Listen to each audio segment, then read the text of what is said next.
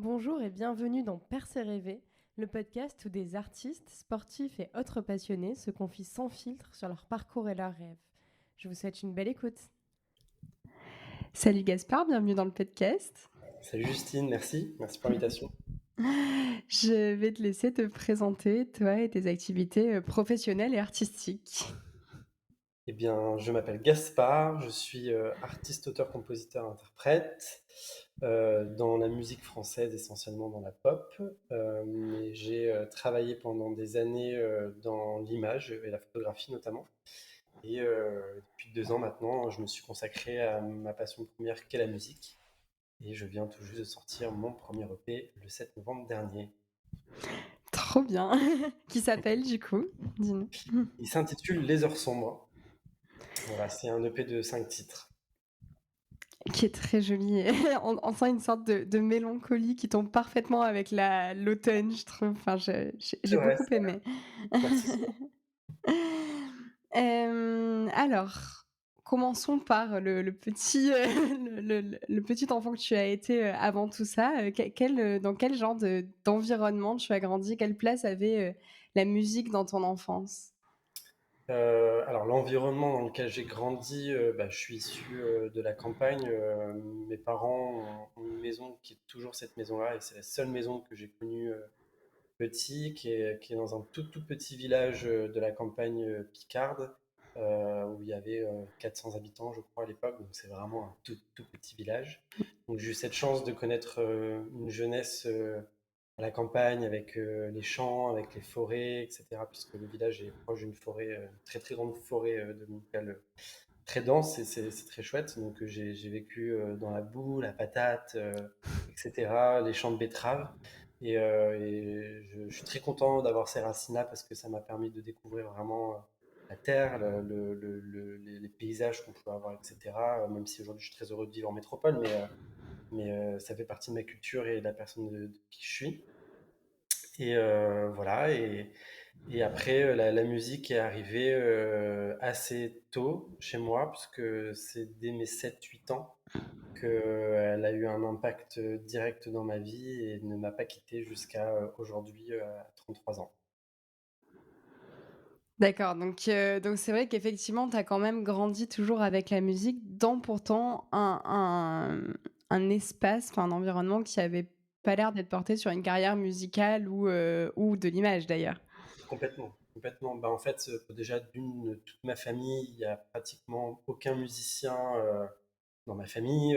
Personne n'avait ce rapport-là, si ce n'est ma grande sœur, parce que j'ai 2 grandes sœurs. Et ma plus grande sœur chantait à l'époque euh, dans les villages aux alentours de mon village natal. Et c'est d'ailleurs par ce biais-là que j'ai découvert la musique et la scène. Et en vrai, c'est une très belle histoire. Je suis hyper content qu'on en parle aujourd'hui parce que c'est quelque chose qui me tient énormément à cœur. Et parce que c'est vraiment par là où ça a commencé. Mais bien que ce soit un petit village de campagne dans lequel j'ai vécu, le village faisait partie d'une communauté de villages qui rassemblait beaucoup de villages. Et dans cette communauté de villages, il y avait tout un espace culturel axé sur la culture, l'art en général, notamment sur la musique. En fait, pas mal de concerts se faisaient dans divers événements, que ce soit des spectacles pour des enfants, des choses comme ça. Enfin, il y a vraiment plein de possibilités de création. C'était vraiment chouette. Du coup, ma sœur faisait partie de ces collectifs-là où il y avait des scènes qui étaient mises en place dans différents villages pour différents événements comme la fête de la musique ou le 14 juillet, des choses comme ça. Et j'ai découvert la scène par ce biais-là, puisque ma sœur faisait des concerts sur ces petites scènes-là. Et avant même de la voir sur ces concerts-là, je l'entendais répéter à la maison. Et en fait, elle se cachait, enfin non pas elle se cachait, mais elle se mettait dans la salle à manger et elle demandait à ce qu'on ne vienne pas l'embêter, puisqu'elle n'avait pas forcément envie qu'on l'écoute faire ses répétitions. Et c'est vrai que j'étais un petit peu curieux d'entendre les mélodies. Enfin, il y a quelque chose qui m'appelait et qui était enfin, il y avait quelque chose qui me prenait au corps, quoi. Et je me souviens de me cacher sous la table de la salle à manger sans que ma sœur me voie et pouvoir la regarder chanter avec le micro filaire à l'époque. Et c'est comme ça que j'ai découvert la musique et tout ce qui allait avec, quoi, notamment les émotions et qu'est-ce que ça a, moi en tout cas, réveillé en moi dans tout ça. Et du coup, donc tu dis que tu commences vers, 6 ans ou 7 ans? Je sais, Ça va j'ai faire plus. mes 7 ans, vraiment, ça a Ouais, commencé.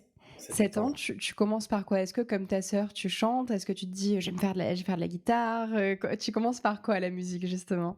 Ça a été directement le chant. En vrai, il y a une date vraiment très précise dans ma vie, c'est le 8 juin 2000. C'était le jour de mon anniversaire, parce que je suis un Gémeaux du 8 juin. Et ma sœur avait ce jour-là un concert, justement, dans un des villages de la communauté de communes. Et ma mère et moi l'avons accompagnée aux répétitions. Et quand je l'ai vue sur scène pendant les répétitions, ça, c'est les retours qu'on a fait, mais je sais que c'est aussi ce que j'ai vécu. Apparemment, j'avais des yeux hyper ouverts sur ce que je voyais, la scène, les lumières, le son qu'on peut avoir quand on chante au micro dans un espace prévu pour ça. Et Linda, qui, à mon avis, on va en beaucoup parler pendant ce podcast, a été vraiment une dame hyper importante dans ma vie et dans le déploiement de ma carrière artistique, a vu dans mes yeux cette manière de regarder la scène, etc. Et pendant les répétitions, elle est venue me voir en me demandant si je voulais prendre le micro et chanter une petite chansonnette pendant ces répétitions-là, chose que j'ai fait. Et la magie a opéré de mon côté quand je suis monté sur scène et également des personnes qui m'ont vu. En l'occurrence, c'était ma mère, ma sœur et les personnes qui s'occupaient de ce concert-là. Et Linda a demandé à ma mère si je pouvais faire partie du concert le soir même. Et ça a été ma toute première scène et ça a été le coup de foudre pour ça et ça ne m'a jamais quitté. Est-ce que tu as déjà eu l'occasion d'en reparler à ta sœur de ce moment-là et de savoir comment elle l'a vécu? Est-ce qu'elle, elle s'est dit: «Mon petit frère empiète sur mon jardin secret»? Est-ce qu'elle était trop contente? Mmh. J'en ai reparlé avec elle il n'y a pas si longtemps que ça, mais j'ai pas ressenti qu'elle sentait cette chose de j'empiéterais sur son terrain. Au contraire, enfin, bon, après ça remonte, hein, c'était Ouais. en Mmh 2000, mh. il y a de cela 25 ans, mais ça ne me rajeunit pas en disant ça. Mais en tout cas, j'ai le souvenir que c'était avec beaucoup de bienveillance et qu'elle était fière aussi que son petit frère suive un peu ses pas, parce qu'après tout, il y avait que elle qui chantait dans la famille. Et non, non, je pense qu'il y avait beaucoup de fierté et puis il y avait aussi beaucoup d'étonnement. Je me souviens du regard de ma mère qui ne savait pas du tout que je chantais et qui était complètement prise au dépourvu de me voir monter sur scène, etc. et prendre le micro et chanter. Et on en a reparlé avec ma sœur sur les 2 dernières années qui viennent de passer, puisque bah, aujourd'hui j'en fais ma vie et j'ai sorti cette EP, etc. Et je l'ai remercié en fait, parce que je lui ai dit, en vrai, sans toi, clairement, il n'y aurait pas tout ce que je suis en train de vivre depuis toutes ces années et la découverte de la scène. Bah, sans ma sœur, il n'y aurait pas tout ça. Donc, en vrai, l'élément déclencheur premier était ma sœur, d'entendre ma sœur chanter. C'est beau aussi de remettre, enfin, tu vois, je me dis, c'est une belle preuve d'amour aussi, aujourd'hui de dire à ta sœur: «Bah, en fait, aujourd'hui, je vis mon rêve parce que toi, à 6 ans, tu as choisi de faire de la musique». Enfin, ça, Ah, c'est complètement, complètement.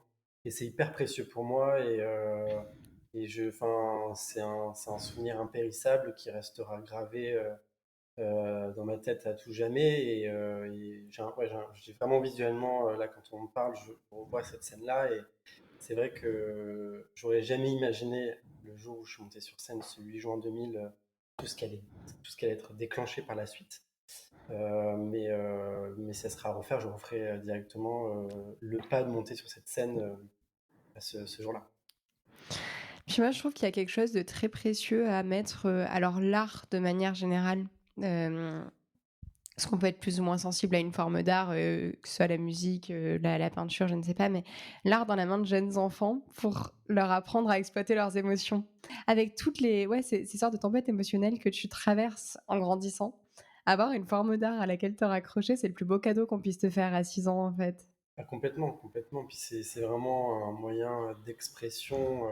Enfin, l'art en général, comme tu le dis, c'est un moyen d'expression qui est fou, qui est super vaste, parce qu'il y a tellement moyen de s'exprimer par l'art. Et surtout, ça permet de pouvoir faire passer des messages qu'on n'oserait peut-être pas dire de manière plus, on va dire, lambda, de se parler directement, etc. Donc, moi, de toute façon, on pourra en parler pendant des heures. Je suis un passionné d'art depuis toujours et je trouve que c'est une chose qui est tellement précieuse et qu'on a la chance de connaître et j'espère qu'il perdurera encore des centaines et des centaines et des centaines d'années. Et ouais, non, c'est vrai que c'était un cadeau qu'on m'avait fait de pouvoir me laisser m'exprimer sur scène à mes 8 ans et de pouvoir me trouver une première fois via cet art. Oui, c'est clair. Je pense que tu as raison, c'est vraiment un cadeau et je trouve que c'est beau aussi, même si ça devrait être normal, mais te dire qu'on t'a laissé aussi le faire, que tu as pas dit, «Ah bah non, il faut jouer au foot», non, non, bah non, tu es monté sur scène, tu as chanté avec ta sœur, ça t'a plu et c'est génial. Ouais, Tiens. complètement, complètement. Et donc à partir de ce 8 juin 2000, qu'est-ce qui se passe concrètement? Est-ce que tu, te mets à juste, chanter un peu de temps en temps? Est-ce que ça devient vite une obsession? Comment ça évolue tout ça? C'est devenu une obsession, très clairement. Linda, qui vraiment, encore une fois, c'est ma deuxième maman de scène. C'est devenu plein de choses dans ma vie. Elle fait toujours partie de ma vie aujourd'hui d'ailleurs. Et en fait, elle a organisé énormément de concerts auxquels elle me faisait souvent appel à moi pour que je vienne performer. Elle a mis beaucoup de choses en place, comment dire, des semaines d'apprentissage, des choses comme ça, avec des artistes et tout, pour qu'on puisse faire des stages, qu'on puisse s'améliorer, et ainsi de suite, auxquels je faisais vraiment partie à chaque fois. Enfin, je demandais à mes parents de toujours être présents à toutes les choses qui pouvaient être mises en place au niveau culturel et artistique dans cette communauté de village. Et en fait, j'ai commencé à faire un maximum de concerts auprès de toute cette communauté de village et c'était ce qui me rendait le plus heureux. Et ta sœur continue toujours à faire ça avec toi? Elle a arrêté peu de temps après, parce que bah, on a quand même 8 ans d'écart, donc elle Ouais. avait 16 ans à l'époque. Et bon, elle allait vite arriver sur des âges un peu plus, on va dire, matures, si je peux dire ça comme Mmh. ça, vers ses 18-19 ans. Donc il y avait les études, il y avait d'autres centres d'intérêt, il y avait les sorties avec les copines, et enfin, se découvrir en tant que jeune adulte. Donc je pense qu'elle a un petit peu mis ça de côté. Et il y avait une espèce de, sans le vouloir, de flambeau qui s'était donné entre elle et moi. Et j'ai un peu repris le truc et mes parents qui adoraient venir voir ma soeur en concert n'ont pas perdu cette chose-là puisqu'ils ont continué à venir me voir moi en concert et ainsi de suite, quoi. Et là, comment ça se passe? Est-ce que tu bénéficies de coaching un peu vocaux par, Linda ou c'est des cours un peu sous forme de chorale? Comment ça se matérialise tout ça et à quelle échelle en termes de nombre de répétitions et cetera?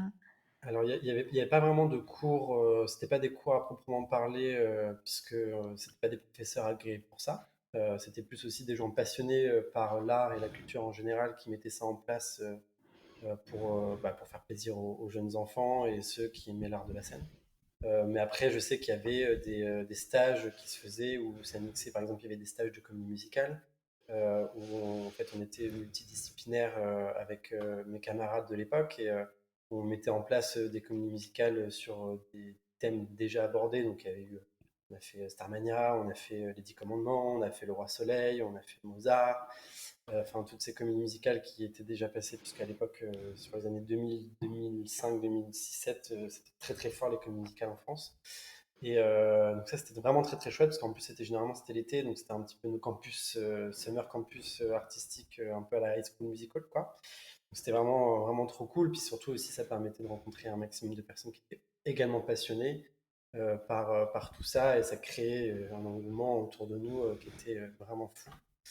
Et après, il y avait toutes les autres scènes pour, encore une fois, divers événements, aussi bien là, bah, on est pile dedans aujourd'hui, le 11 novembre, quand on enregistre ce podcast, on est sur l'armistice. Il y avait aussi des concerts avec les chansons des années 20, sur post-guerre, des choses comme ça. Enfin, il y avait vraiment plein de choses qui étaient mises en place, qui étaient vraiment, vraiment cool. Et il y a surtout un spectacle qui m'a vraiment beaucoup marqué, qui s'appelait Génération.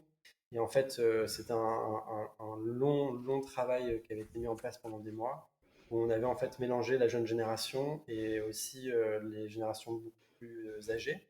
Et en fait, on avait fait tout un spectacle sur, on va dire, les 100 ans de musique qui venaient de passer. Et c'était hyper chouette de partager la scène avec des personnes sextagénaires, etc. Et bah, mélanger ces âges-là et d'être juste réunis par l'amour de la musique et par l'amour du spectacle. Oui et par l'amour du coup de la culture et la culture au sens large du terme aussi en termes de culture générale, d'histoire et tout, parce que tu vas faire l'histoire de la musique, mais comme tu dis, quand tu vas aller, chanter au 11 novembre, ben, en fait, de fait, tu comprends un peu mieux pourquoi c'est ju un jour où tu vas pas seulement pas à l'école. En fait, il s'est passé quelque chose, tu Exactement, ouais, as accès à l'histoire, donc en fait, ça t'ouvre un horizon qui est bien plus important que juste chanter. Enfin exactement, exactement. En vrai, c'est une, en t'entendant dire ça, pardon, c'est vrai que la musique, ça reste un art avant tout de création, etc. Mais c'est vrai que c'est un art qui est porteur de messages et qui permet aussi de pouvoir comprendre beaucoup de choses et se cultiver sur beaucoup, beaucoup de sujets de manière un peu plus, on va dire, artistique forcément, mais c'est vrai que ça émane beaucoup de choses dont on n'aurait pas forcément pensé au premier abord. Oui, complètement. Enfin, surtout quand tu es, encore une fois, loin des, grandes villes, que tu es dans un espace rural où tu as accès à moins de, musées, de pièces de théâtre et tout ça. Bah, en fait, la musique t'offre une forme de culture de ce qui s'est passé, ces dernières années, les textes, les rencontres. Ça t'ouvre un Exactement, monde, en fait. complètement.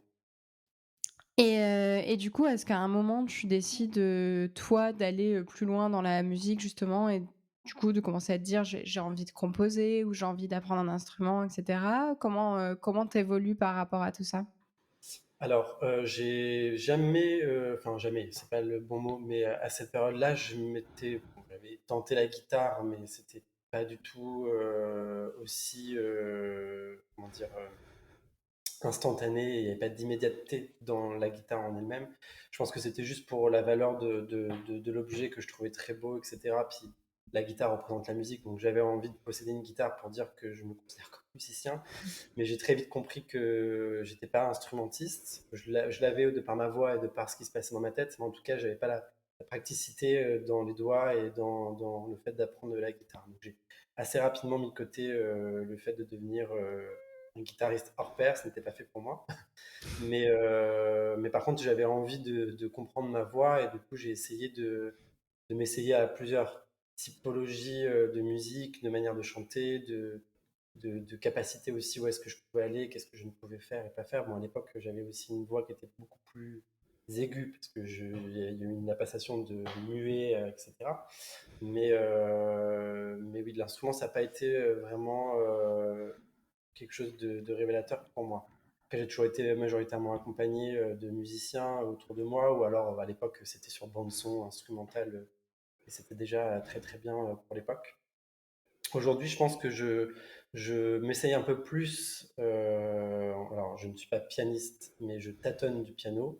C'est ce qui m'a permis de commencer à produire, il y a de cela quelques années, mes morceaux et de me découvrir en tant qu'auteur et compositeur, mais je ne suis toujours pas instrumentiste. Et je trouve que c'est aussi bien d'accepter qu'on ne peut pas tout faire. Et moi, je suis quelqu'un qui est vachement dans le partage et je pense que ça m'aide aussi d'avoir des gens autour de moi qui sont, eux, pour le coup, de très très bons musiciens et ça vient créer vraiment cette osmose artistique qui, moi, me plaît. Et pas juste m'enfermer seul avec mon piano et tout faire de mon côté. Ouais, complètement et par contre, aujourd'hui, c'est toi qui vas, écrire tes textes et tout ça ou ça, c'est aussi quelque chose que tu donnes à, d'autres personnes qui t'entourent? Pour le L'écriture de coup, tes non, textes? ça, les textes, j'écris tous mes textes. Et Voilà. c'est très très important pour moi parce que bon, il se passe mille trucs dans ma tête à la seconde et je me suis dit qu'il y avait, en tout cas aujourd'hui, il n'y a que moi qui est en capacité de pouvoir retranscrire ce que j'ai envie de dire selon les sujets, parce que en plus, c'est des sujets qui sont très personnels que je traite. Donc, pour l'instant, il n'y a que moi qui me connais parfaitement et j'ai pas suffisamment de gens autour de moi dans la musique qui me connaissent depuis toutes ces années pour pouvoir permettre d'écrire comme moi je l'imagine. Et puis aussi, je suis un amoureux de la langue française, je suis un amoureux des mots français, etc. Donc, c'est tout un plaisir pour moi d'écrire et de faire valoir mon art aussi par ce biais-là.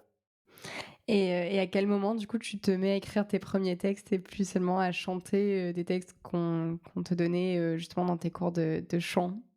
C'est arrivé très tard. J'ai commencé à écrire en 2018, donc il n'y a pas OK. si longtemps que ça, parce que j'étais parti faire une école pardon, d'art pluridisciplinaire sur le bassin bordelais. Et en fait, c'est là où j'ai commencé à écrire des premiers morceaux, puisque l'école demandait à ce qu'on... enfin, il y avait des cours d'écriture où on demandait à ce qu'on écrive nos propres textes. Et c'est là où je me suis lancé, où je ne sais pas du tout si déjà j'allais pas être, comment dire, me retrouver devant la page blanche. Et c'est sorti assez naturellement. Et j'ai eu la chance d'avoir à ce moment-là des gens qui étaient très très bienveillants autour de moi, qui m'ont dit que j'avais l'air d'avoir plutôt une bonne écriture et que ça a fonctionné. Et c'est parti de là. Et en fait, à partir du moment où j'ai trouvé ma patte, etc., je me suis plus arrêté et j'ai écrit. Et là, c'est parti. Et j'écris beaucoup de choses. Et du coup, justement, avant d'en arriver à cette école d'art, toi, tu as grandi en te disant que tu voulais faire quoi comme métier plus tard? Parce que dans tu nous racontes depuis tout à l'heure ton rapport à la musique, on voit que c'était relativement au centre de ta vie et pourtant tu fais pas une école de musique. Ouais. Alors, en vrai, parce que du coup, en parallèle de la musique, j'ai fait de la danse aussi pendant une dizaine d'années, un peu plus de 10 ans. Et j'avais besoin de mêler les deux parce que pour moi, en tout cas, et aujourd'hui, ça correspond parfaitement à l'artiste que je suis, c'est que la danse fait aussi partie de mon langage parce qu'il y a un langage du corps qui va aussi avec ce que je souhaite raconter dans mes écrits au niveau de mes textes. Mais en toute honnêteté, j'avais envie de faire ça de ma vie. Dès mes 12 13 ans, c'était la musique et je voulais faire ça. J'ai tenté plusieurs concours nationaux qui sont pour certains encore existants aujourd'hui, enfin en tout cas qui sont revenus à la mode aujourd'hui. Mais c'est vrai que j'ai été confronté à, alors je leur en veux pas du tout, etc., mais j'ai été confronté à mes parents qui, eux, avaient, même si ils ont eu beaucoup de confiance en moi sur cette passion, ils ont quand même eu envie que j'ai une stabilité, on va dire, normale. Et m'ont demandé de finir mes études et de pas trop m'éparpiller dans le milieu de l'artistique et d'avoir une vie un peu plus, on va dire, non pas sérieuse, mais peut-être plus rangée et avec plus de sécurité. Plus stable, ouais. Exactement. Et donc ça a été la première chose qui a fait que la musique a été mise un tout petit peu de côté. Donc ça, quand j'avais 16 17 ans. Et il y a eu aussi une première rencontre amoureuse, le premier grand amour, qui fait que, je pense qu'on l'a tous vécu, grand bouleversement dans une vie, où on est complètement happé par ce qui nous arrive et plus rien n'existe autour, mis à part la personne qu'on aime. Et pour le coup, moi, je me suis vraiment enfermé dans cette relation où j'étais très très heureux, mais ça m'a un petit peu mis des œillères sur tout ce qui se passait autour. Et la musique n'existait non pas plus, mais beaucoup moins. En tout cas, plus de la même manière que j'aurais pu l'imaginer quand j'avais 15 ans ou 12 ans. Et suite, donc ce premier amour s'est achevé. Et en fait, ça a été un autre déclic pour moi. Je me suis dit, mais enfin, Gaspard, pourquoi t'as mis la musique de côté? C'est complètement débile. Et c'est revenu à grands pas. Et c'est la plus belle chose, encore une fois, qui me soit arrivée, qu'elle revienne à nouveau dans ma vie et que c'était ça mon destin. Ah, trop bien. Et du coup, à ce moment-là, quand tes parents, eux, t'incitent un peu plus à avoir, une vie stable, qu'est-ce que tu te dis comme, enfin, comment tu choisis justement, tes études à ce moment-là? Alors, moi, enfin, je savais que dans tous les cas, je voulais travailler dans l'art parce que le côté artistique était dans tous les cas dans mes veines. Donc, je ne pouvais pas, j'allais pas me retrouver, bien que ce soit des métiers plus connotables, j'allais pas me retrouver pompier ou infirmier ou des choses comme ça. Je savais que ça serait dans l'art dans tous les cas. Et ma seconde sœur, donc la sœur du milieu, qui a 4 ans de plus que moi, était déjà, elle, dans des études d'art. Donc, elle est beaucoup plus axée sur le dessin, le graphisme, toute cette partie d'art qui est aussi passionnante. Et en fait, à la fin de mon collège, je ne savais pas trop quoi faire. Est-ce que je voulais faire un lycée, on va dire, classique, avec type L, type S, etc. Et tout. Et en fait, je me suis vite rendu compte que ce classique n'allait pas m'aller. Du coup, j'ai décidé d'emprunter le même chemin que ma seconde sœur. Donc, c'est très drôle parce que du coup, mes deux sœurs ont eu un impact sur ma vie aujourd'hui. Euh, à des années de différence. Et du coup, j'ai emprunté le même cursus scolaire que ma seconde sœur. Et j'ai fait un CAP d'art et métiers d'art qui était axé sur vraiment l'art de la main, donc sculpture, peinture, enfin vraiment tout ce qui touche à l'art de la main. Et bah, j'étais très très heureux là-dedans, puisqu'il y avait de la création artistique, donc je ne pouvais être que heureux de pouvoir créer d'une manière ou d'une autre. Et du coup, j'ai continué le cursus après avec un bac d'art et métier d'art, et après une licence de communication journalistique pour le travail des mots, pour le travail toutes ces choses-là. Et au fur et à mesure, ça m'a conduit à la photo, et j'en ai fait ma vie pendant 10 ans. OK, oui, donc pendant 10 ans, en fait, tu te dis pas, enfin, tu reviens plus vraiment à la musique. Quelle place a la musique dans ta vie pendant ces 10 ans-là? En vrai, elle a toujours été présente. Je me souviens très très bien. C'est un moment qui, euh, qui m'est cher et qui me provoque un peu d'émotion là quand on en parle. Mais en 2016, si je dis pas de bêtises, je candidatais pour un poste en alternance pour la fin de mes études justement dans l'art. Et en fait, c'était la première entreprise dans laquelle j'ai été dans la production d'images qui allait devenir mon métier pendant les 10 années qui allaient suivre, enfin un peu moins de 10 années.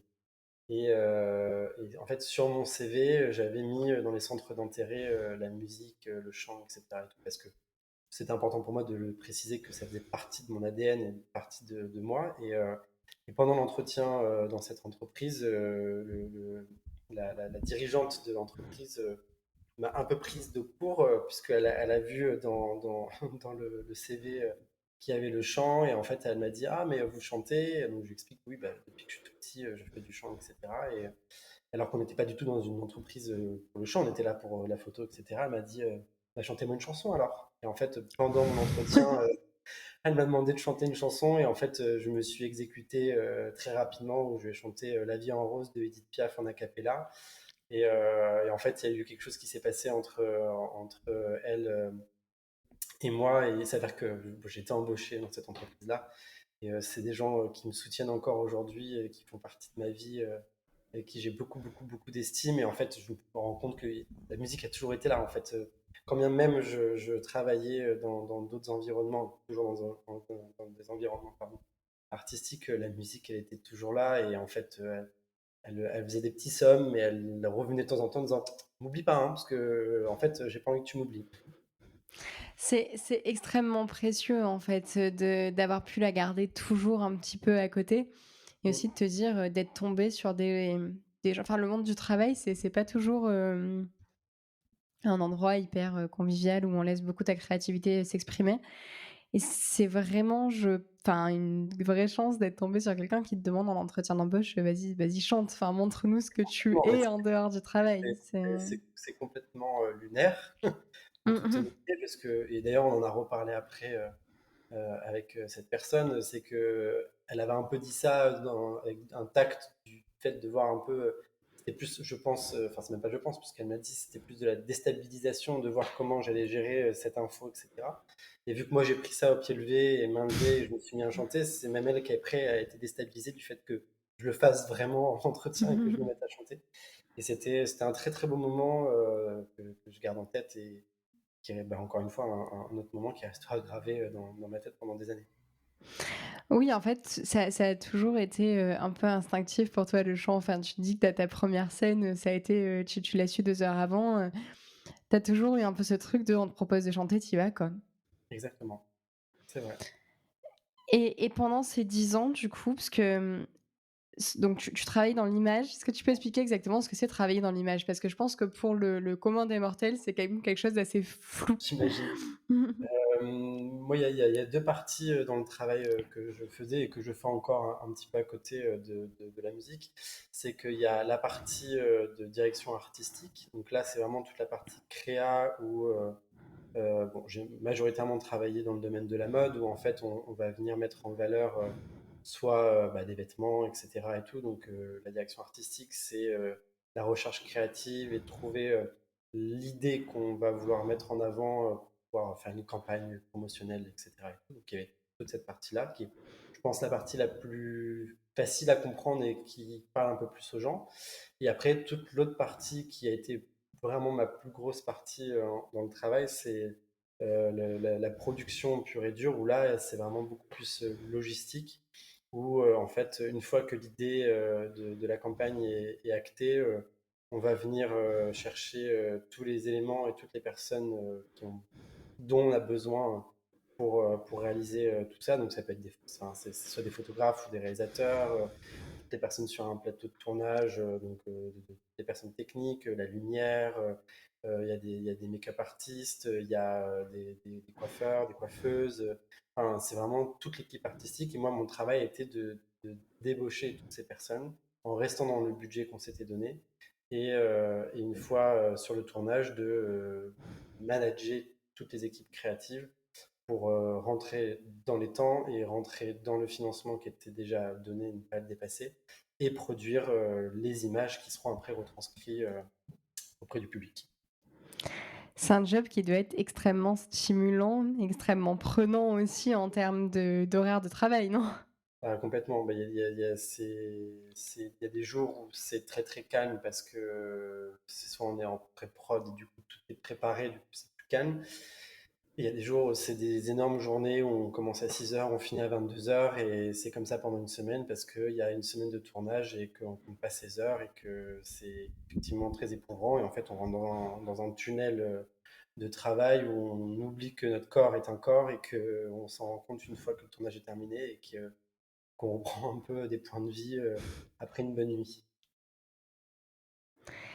Et est-ce que tu étais enfin, c'est une question qui peut paraître bête, mais qui je crois est assez importante quand on se reconvertit après, c'est genre, est-ce que tu étais heureux dans ce job-là? J'étais heureux dans ce job-là, oui, parce qu'il y avait l'artistique qui était là. Le fait de rencontrer beaucoup de personnes dans le milieu de l'art, forcément, moi, ça m'a beaucoup construit sur beaucoup de choses. Et puis surtout, bah, pour ma propre créativité, ça m'a apporté des visions que je n'avais potentiellement pas à ce moment-là. Après, c'est vrai que plus les années avançaient, plus je vieillissais, plus je prenais en maturité professionnelle. Et ça me permettait, en tout cas, ça m'a permis de comprendre que bah, déjà d'une, il y a une grosse part, même si j'aime pas ce mot, mais une grosse part de jalousie quand je voyais les artistes qui vivaient de leur art, quel que soit l'art, hein, aussi bien photographe que même j'ai photographié, enfin c'est pas moi le photographe, mais j'ai produit des photoshoots pour des artistes musicaux, et de les voir parler de musique, etc. et tout, bah, je les enviais énormément. Et sur la fin, je me suis dit, mais en fait, je ne veux plus être dans l'ombre à produire les photoshoots, mais je veux être à la place de l'artiste pour pouvoir faire valoir mon art et me sentir pleinement heureux avec ça. Et là, j'imagine que c'est un questionnement qui est violent parce que, tu as un job, stable avec un revenu stable, qui est socialement valorisant aussi et tu te dis: «Comment je vais faire là maintenant pour tout lâcher et me mettre à vivre une carrière un peu instable qui part de presque zéro en termes de notoriété dans la musique à ce moment-là?» Enfin, quelles sont les questions que tu te poses à ce moment-là? En vrai, c'est très bizarre comme sensation, puisque j'ai eu 10 000 questions et en même temps, j'ai l'impression de ne m'en poser aucune. Ça a été très. Enfin, en fait, majoritairement dans ma vie, j'ai toujours fonctionné par instinct. Mon instinct jusqu'à aujourd'hui m'a très peu, enfin, s'est très peu trompé, et je me fais beaucoup confiance, que ce soit dans le positif que dans le négatif. Quand j'ai un ressenti, je me trompe très rarement. Et donc, du coup, j'ai vraiment fait appel à mon instinct, et toutes mes décisions ont été dans l'immédiateté. Typiquement, avant de tout quitter en 2024 pour me lancer à 100% dans la musique, en 2018, j'avais déjà un poste de responsable image dans une autre société. Et à l'époque, sur mes réseaux sociaux, je mettais beaucoup plus de contenu où je faisais des reprises et des choses comme ça. Et une artiste est venue me contacter en DM en me disant que une connaissance à elle avait une école justement d'art pluridisciplinaire sur le bassin bordelais, et que je pouvais totalement correspondre on va dire, au type d'écolier qu'ils recherchaient. Et en fait, cette école, c'était un peu espèce de Star Academy sans caméra où il y avait qu'une dizaine de places, c'était sur concours, etc. Et tout. Et en fait, quand elle m'a écrit un message, j'ai vu ça comme un message, le message où il faut que tu y ailles. En fait, j'ai postulé, j'ai passé les concours, j'ai appris très rapidement que j'avais été pris dans cette école. Et en fait, en 3 semaines, j'ai tout quitté. J'ai quitté mon poste, j'ai quitté Ah Paris, j'ai ouais. quitté mon appart et je suis parti à Bordeaux. Et ça a été une première prise de décision d'immédiateté que mes parents ont fait une première syncope, mais pas plus. C'était ma question d'après.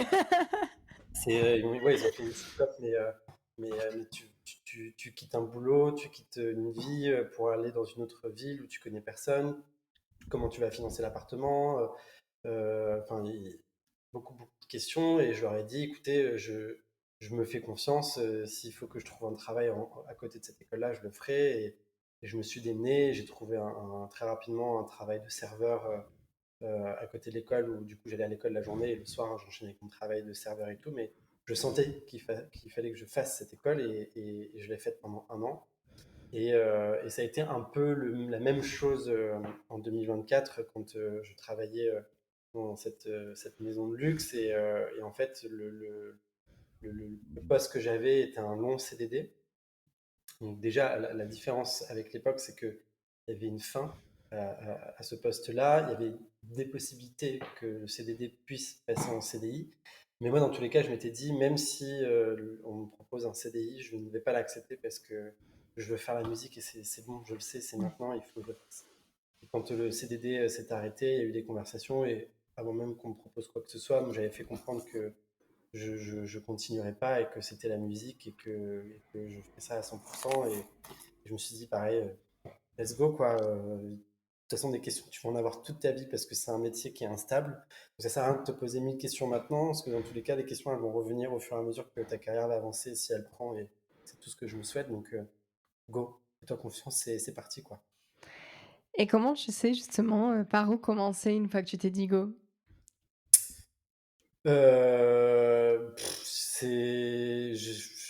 C'est une très bonne question. J'essaie de me revoir là il y a 2 ans et demi, comment ça s'est fait. En fait, j'avais déjà les personnes avec qui, enfin, Julien Pierre qui a coproduit, qui est le producteur musical de l'EP. Ça faisait déjà depuis juillet 2023 qu'on travaillait ensemble sur le projet. Et en fait, sur l'année 2023, enfin sur la fin de l'année 2023, je l'avais prévenu que j'allais quitter mon poste pour être à 100% sur le projet. Mais on va dire que j'avais déjà un peu préparé le terrain avant même de quitter mon poste. Je savais déjà un petit peu que j'étais sur la préparation de l'EP. Après, je ne savais pas du tout où est-ce que j'allais aller avec cette EP, qu'est-ce que j'allais en faire, est-ce qu'il allait sortir. Parce que vu que je suis en autoproduction à 100%, il faut des financements pour pouvoir financer un EP, financer de la promotion, financer des sorties, toutes ces choses-là, ça coûte extrêmement cher. Il y a beaucoup, beaucoup d'argent en jeu. Et j'ai un peu avancé au compte-gouttes. Et encore une fois, je me suis vraiment fait, je me suis fait, le 3, je me suis fait confiance et j'ai écouté mon instinct. Mais c'est vrai que c'est avec le recul, le fait qu'on en parle, c'est comme si en fait j'avançais sans vraiment, je sais pas, il y avait un besoin d'avancer et j'ai fait les choses, j'ai fait les choses, j'ai fait les choses et en vrai je les regrette pas du tout parce que ça m'a amené là où j'en suis aujourd'hui et c'est que c'était le chemin que je devais prendre. Oui, j'ai l'impression que tu les as fait avec une sorte d'urgence en te disant, «On verra bien». Mais peut-être avec une sorte de confiance dans ta capacité de rebondir aussi?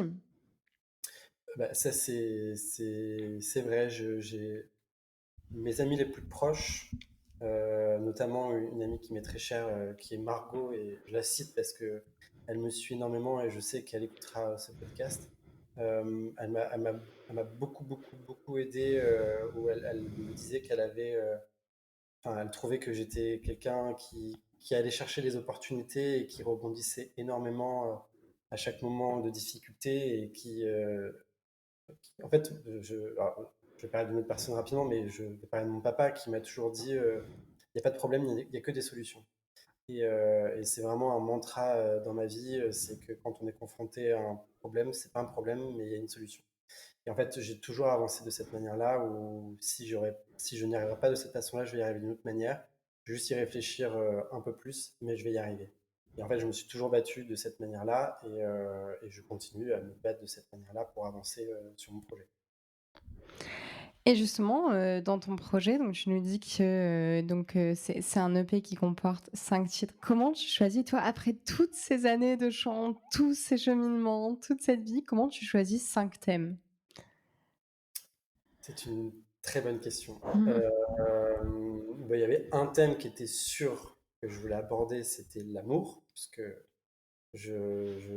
l'amour fait partie de ma vie tous les jours, parce que l'amour est pluriel, hein, ça va être l'amour pour ma famille, l'amour pour mes amis, l'amour sentimental quand on aime une personne de manière vraiment attachée. Et c'est très important pour moi. Donc, dans tous les cas, j'allais parler de l'amour. Ça, c'était évident. J'allais forcément parler de rupture, puisque cette fameuse rupture de premier amour quand on a 16, 17, 20 ans a été très très marquante dans ma vie pour mille raisons. Donc, j'avais besoin aussi de parler de ça. Après, les autres sujets, ils sont venus assez naturellement parce que sur ma vingtaine, j'ai vécu des choses quand même assez douloureuses et qui m'ont construit. Et j'avais besoin d'écrire sur ces sujets-là parce que c'était thérapeutique pour moi et que bah, clairement, je me suis offert une thérapie qui coûte cher et que c'était pour moi une manière de pouvoir développer des réponses aux questions que j'avais et c'était par le biais de la musique. Mais les thématiques sont venues assez naturellement et je pense que tu l'as très bien dit tout à l'heure sur cette question d'urgence. Je pense qu'il y avait vraiment une vraie urgence de ma part où mon subconscient avait besoin de parler de ces sujets-là et ils sont venus naturellement. Et du coup, c'était la première fois donc que tu te retrouvais en studio, justement pour un de tes projets? Complètement. C'était une toute première fois. Et c'était très beau, très stressant, un peu le syndrome de l'imposteur. Qu'est-ce que je fais ici? Je suis mauvais, ça tombe, je chante mal. Comment ma voix va rendre en studio? Est-ce que les gens qui me font confiance pour m'aider à faire ce projet vont trouver que je suis bon, qu'il y a un vrai, une vraie envie de leur part de bosser avec moi. Enfin, pour le coup, là, il y avait vraiment une multitude de questions. Et vu que ça ne me touchait plus que moi, là, j'avais moins de facilité à gérer un petit peu tout ça. Et c'est vrai que c'était assez vertigineux. Et je trouve qu'il y a un truc assez admirable aussi quand on fait tout seul, quand on produit son propre projet, c'est de se dire, «C'est bon, il est terminé, je vais le sortir». Enfin, je trouve que quand tu as, un label, il va te mettre un peu la pression, te dire: «Bah, ça va sortir, à tel moment, sois prêt». Quand c'est toi, c'est pas facile de se dire, «C'est bon, j'ai fini». C'est vrai, c'est vrai, c'est vrai. Bah, ouais, c'est très émouvant, en toute honnêteté. Bon, après, je suis ultra sensible comme garçon, donc ce genre de choses me touchent beaucoup. Puis en plus de ça, je revois le parcours de tout, tout le processus de création, tous les gens qui m'ont fait confiance dans tout ça, parce que enfin, quand on sort de nulle part et que on n'est personne dans le milieu de l'art et qu'on arrive avec juste nos chansons, notre voix et une vision artistique, c'est vrai que c'est très difficile déjà d'une de rencontrer les bonnes personnes avec qui ça match humainement et artistiquement. En tout cas, moi j'avais besoin de ça et que une fois passé ce step-là, qu'il y ait une continuité dans la création ensemble pour que ça puisse donner, en tout cas là, ce qui est mon projet actuel, cette EP. Et c'est vrai que enfin, je suis extrêmement fier de tout ça parce que j'ai pas lâché, je me suis fait confiance et il fallait aller jusqu'au bout et c'est trop chouette. En toute honnêteté, quand l'EP est sorti dans la nuit de jeudi à vendredi, j'ai fait une release party avec une majorité de mes proches. C'était plus qu'émouvant, aussi bien pour eux que pour moi et ça n'a pas de prix. Vraiment, ça n'a pas de prix. Et tes sœurs, à qui tu as tellement rendu hommage depuis le début du podcast sur, leur importance dans ton parcours musical, aujourd'hui tes sœurs, elles voient ça comment? Ça doit être fou pour elles? Ouais, c'est fou et elles sont extrêmement fières de moi. On ne verra peut-être pas à la caméra, mais j'ai les yeux qui s'embrument à cette question. Elles sont extrêmement fières de moi et ouais, non, j'ai beaucoup de chance d'avoir mes sœurs. Je suis extrêmement proche d'elles, je les aime énormément. Elles sont énormément derrière moi. Elles me repartagent tout ce que je poste. Elles m'envoient des messages. J'ai un neveu et une nièce qui sont aussi beaucoup derrière moi et j'ai beaucoup, beaucoup de vidéos où ils chantent mes chansons et c'est le plus beau des cadeaux. Et rien que pour ça, je sais que j'ai bien fait de faire ce projet-là parce que c'est très, très beau. Je suis désolé, ça m'émeut beaucoup. C'est moi qui suis désolée de te mettre les larmes aux yeux. Mais j'ai beaucoup de chance. J'ai Oui, beaucoup de chance ben, d'être entouré. Même mes parents, mes parents sont aussi extrêmement fiers et je sais qu'ils ont eu beaucoup, beaucoup de craintes sur ces 2 ans qui viennent de passer. Et pas plus tard que la semaine dernière, mon père m'a dit quelques mots qui m'ont beaucoup touché. Et non pas que je prends conscience que maintenant, mais je le savais ils ont toujours été derrière moi, ils ont toujours été très bienveillants sur tout ça, mais ils avaient forcément des craintes, ce qui est totalement normal.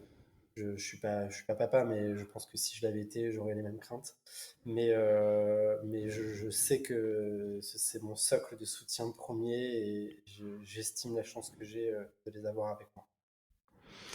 oui et puis tu vois, je me dis pour eux, ça doit être une énorme fierté aussi de t'avoir vu évoluer comme ça, de dire, bah, tu as été capable de rebondir, à plein d'étapes, de faire plein de choses différentes, de mener les choses intelligemment. Tu pas, même si tu as beaucoup suivi ton instinct, tu t'es pas dit, sur un coup de tête, «Non mais, à ce» et ce qui aurait été très bien aussi, mais, à 16 ans, je vais, arrêter, je vais, prendre, enfin je vais aller, chanter comme ça, non, tu as construit une carrière, tu as fait des rencontres, tu l'as aussi fait au bon moment pour toi. Donc je trouve que même si c'est une carrière qui fera toujours peur, tu l'as quand même fait de manière assez sécurisée. Tu vois? Complètement. Et ça me sert aujourd'hui. Parce que aujourd'hui, je me considère comme adulte, puisque je vais sur mes 34 ans et que j'ai quand même du background derrière moi. Et enfin, le fait d'avoir vécu toutes ces années-là et la manière où ça s'est construit, ça m'a vraiment permis aujourd'hui d'avoir non pas une confiance, parce que j'aurais jamais une totale confiance en tout ça, mais en tout cas d'avoir beaucoup moins peur et d'y aller. Et aujourd'hui, je me connais parfaitement. Et bon, j'aurai encore des choses à apprendre sur moi, hein. Toute notre vie, de toute façon, on apprend sur soi en vieillissant. Mais en tout cas, je sais qu'aujourd'hui, ça me renforce dans ce que je vais entreprendre pour la suite et que je me dis, bah, maintenant, je sais que j'en suis capable, je me connais et je vais y aller, quoi. Et justement, aujourd'hui, qu'est-ce que tu aimerais entreprendre pour la suite, justement? Bah déjà, faire vivre cette EP au maximum, le faire découvrir au maximum, euh, enfin, reprendre la scène, parce que finalement, je suis pas monté sur scène depuis un petit bout de temps, même si j'ai fait ma release party en comité restreint la semaine dernière, c'était très très beau. J'ai un concert là cette semaine, vendredi qui arrive, où je suis extrêmement fier de le faire, puisque ce sera mon premier vrai concert post-sortie. Et c'est Linda, dont on parlait au tout début de ce podcast, qui m'a contacté pour faire une première partie d'une pièce de théâtre. Et il y a beaucoup de sens pour moi, parce que c'est dans la salle où j'ai fait mon premier concert. Oh, c'est génial. Du coup, ça va être très émouvant que de revenir dans cette salle pour mon tout premier concert, pour mon tout premier EP, là où tout a commencé avec Linda. Enfin voilà, donc j'ai très hâte de le faire et aussi de montrer bah, à toutes ces personnes qui m'ont connu plus jeune l'artiste que je suis devenu, accompli, etc. Et ça va être très très beau. Et du coup, je me souhaite plein d'autres concerts sur cette fin d'année et 2026 pour faire valoir au maximum ce projet. Et je pense, en toute honnêteté, déjà à la suite sur alors, je ne sais pas si ce sera un deuxième EP ou pas, mais en tout cas, des nouvelles chansons.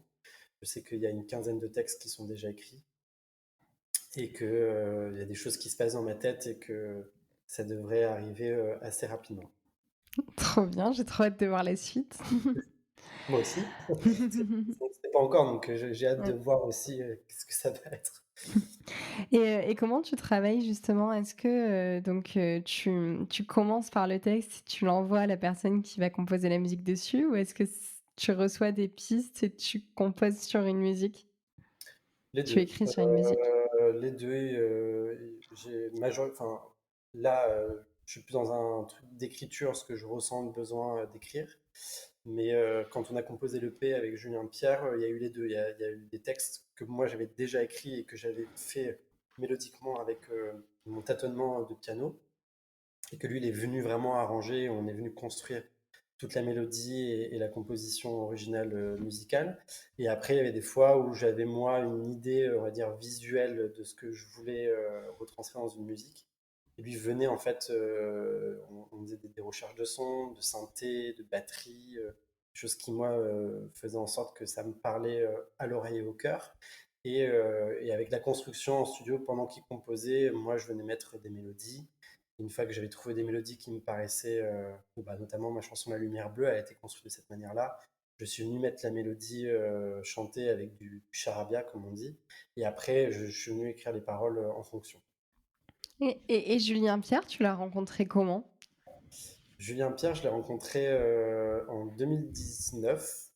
Ouais, c'est ça, 2019, l'été 2019, où à l'époque il avait un duo avec un autre artiste où ils étaient un duo de garçons qui chantaient de chansons originales. Et en fait, une amie m'a mis en contact avec le programmateur de cet événement. Et en fait, j'ai fait la première partie de Julien et son confrère. Et c'est comme ça qu'on s'est rencontrés, mais on avait juste un peu échangé à l'époque. Et on s'est suivi sur les réseaux mutuellement. Et c'est en 2023, quand j'ai commencé à réfléchir à ce projet de paix, où j'ai commencé à contacter différents producteurs que j'avais vus sur les réseaux, où je m'étais un peu renseigné et tout. Et j'avais eu des premières touches avec quelques musiciens et quelques producteurs, mais il y avait quelque chose qui me disait que c'était pas avec eux que j'allais partir. Et un matin, je me suis réveillé, j'ai vu une publication de Julien Pierre qui est passée devant mes yeux, et je me suis dit, mais je suis trop bête, c'est avec ce garçon qu'il faut que je travaille. Du coup, je l'ai contacté, on s'est très rapidement revus autour d'un café, et j'ai trouvé sa démarche très bienveillante et très professionnelle, où il n'a pas cherché à se dire, ok, vas-y, on part ensemble. Il a été très précautionneux en respectant mon art et en respectant là où je voulais aller, tout en se respectant lui aussi de ses capacités, de ce qu'il pouvait faire. Il m'a dit, ce que je te propose, c'est qu'on se fasse 1 ou 2 journées de studio ensemble. On voit comment ça fonctionne humainement et artistiquement ensemble en studio, et on voit si on a la même démarche de travail, si on fonctionne vraiment de la même manière, et voir qu'est-ce qui va en sortir.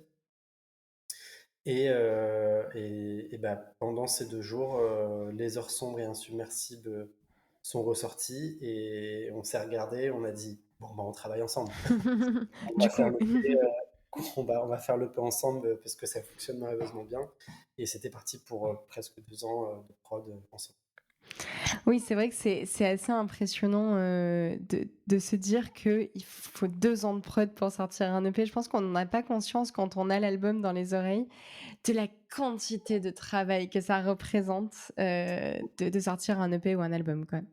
Ah oui, c'est très très long, puisque finalement il y a plusieurs étapes importantes et qu'on est tous et toutes obligés de passer. C'est que bah, déjà il y a toute la partie prod, créa, qui est le travail le plus long, parce que c'est toute la recherche créative. Il y a des musiques qui vont, il y a des fois on va passer une semaine à faire un titre, et finalement ce titre ne sera jamais gardé pour un EP ou un album. Donc il y a beaucoup d'essais, il y a beaucoup de choses, etc. En vrai, moi, c'est une partie que j'aime beaucoup parce que c'est l'exploration, et où est-ce qu'on peut aller, etc. Et après, une fois que des titres sont existants et qu'on décide de partir sur eux, il y a la partie du mix et aussi qui est très long. Il y a la partie du mastering ensuite qui est très très long aussi, parce que bah, on a envie que ça résonne vraiment bien dans tous les canaux de diffusion phonique. Et c'est vrai que c'est très très long, toutes ces démarches-là, quoi.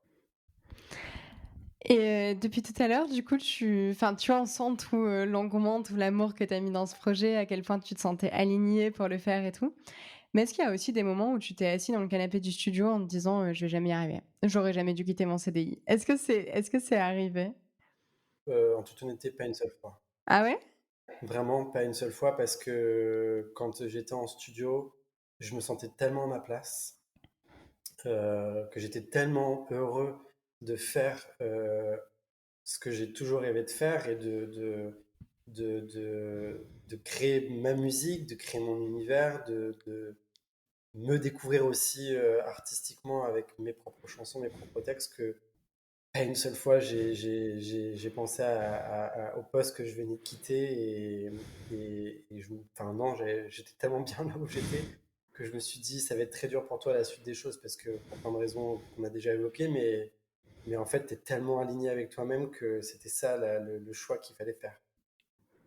C'est trop bien. J'adore le principe d'arriver sur une fin d'interview avec ce message-là, c'est tellement inspirant. C'est gentil. Non mais enfin enfin, c'est vraiment comme ça que je l'ai vécu et même d'ailleurs ça s'est ressenti aussi aux gens avec mon entourage, mes amis, etc. où ils m'ont senti, c'est des mots qu'ils ont utilisés, hein, c'est pas quelque chose que je décide de dire, mais enfin si je décide de dire mais que je crée, mais ils m'ont tous trouvé apaisé. Ouais. Et ça c'est le plus beau des cadeaux qu'on ait pu me dire que de me dire que j'étais apaisé à partir du moment où je faisais ce qui me plaisait et ce pourquoi je pense être venu sur cette terre et dans cette vie. Et c'est le plus beau des cadeaux qu'on puisse me faire de me dire on te sent apaisé depuis que tu fais ce que tu aimes. C'est que je me suis pas trompé et que je me suis écouté et j'avais raison de m'écouter. Oui, c'est vrai que c'est très puissant effectivement, comme compliment et comme, constat de se dire, «Tu es apaisé, tu es au bon endroit», en fait. Exactement, C'est ouais, c'est cette idée d'alignement que tu nous donnes depuis tout à l'heure, quoi. Mmh. c'est ça. Hem, je moi, je pense arriver à la dernière question du podcast. Est-ce qu'avant, il y a quelque chose que tu veux, ajouter avant que je te pose la Mm. dernière question, justement? Non, c'est très bien. Je te laisse poser cette dernière question. Ouais. Et bien, si toi, aujourd'hui, avec tout le chemin que tu as fait, tu pouvais reparler au toi enfant qui monte sur scène pour la première fois pour accompagner sa grande sœur, qu'est-ce que tu lui dirais? Waouh, qu'est-ce que je lui dirais? Euh, que la sensation qu'il a eue sur cette scène-là, euh, qu'il a raison de l'écouter parce qu'elle partira jamais. Et et autre chose qui me vient là en tête, c'est que, d'ailleurs, c'est la première fois, c'est très bien comme question, parce que je me rends compte d'un truc en me posant, enfin, en ayant cette question posée, c'est qu'il y a il y a il y a un truc très important dans ma vie aujourd'hui, et qui est dans le projet, c'est la lumière. C'est très très très important pour moi la lumière. Et mes parents, quand ils m'entendent ça, ils vont rire parce que je suis toujours en train de, chez mes parents, ouvrir tous les rideaux, tous les trucs pour que la lumière rentre dans la maison, parce que c'est très important pour moi.